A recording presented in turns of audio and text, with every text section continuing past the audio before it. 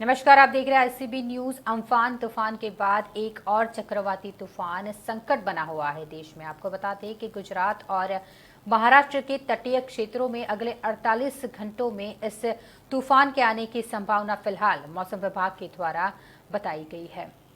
पश्चिम बंगाल और उड़ीसा में अम्फान चक्रवात के बाद अब महाराष्ट्र और गुजरात तट पर हीका तूफान तबाही मचा सकता है। भारतीय मौसम विभाग ने हीका तूफान को लेकर गुजरात और महाराष्ट्र में चेतावनी जारी कर दी है। उन्होंने कहा है कि अरब सागर में अगले 48 घंटों में बनने वाले कम दबाव एरिया के चलते दोनों तटीय राज्यों में 3 जून तक तूफान के दस्तक देने की संभावना है।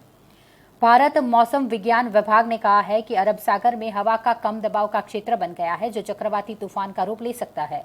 यह तूफान 3 जून तक दक्षिण गुजरात के तटीय इलाकों तक पहुंच सकता है। मौसम विभाग ने चेतावनी जारी की है कि उत्तर व दक्षिणी गुजरात के तटीय इलाकों और अरब सागर में गए मछुआरों को 31 मई तक लौट आना चाहिए और 4 जून तक समुद्र की ओर नहीं जाना चाहिए।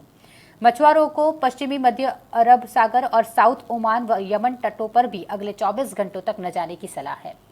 गुजरात के साथ साथ इस चक्रवाती तूफान के 3 जून तक उत्तर महाराष्ट्र पहुंचने की भी संभावना है।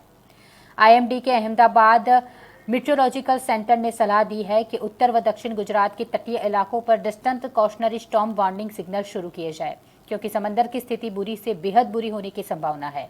आईएमडी का कहना है कि 2 जून को हवा की गति 40 से 50 किलोमीटर पर आवर पर पहुंच जाएगी और दक्षिण गुजरात तट पर 60 किलोमीटर पर आवर की रफ्तार से हवा के झोंके आएंगे।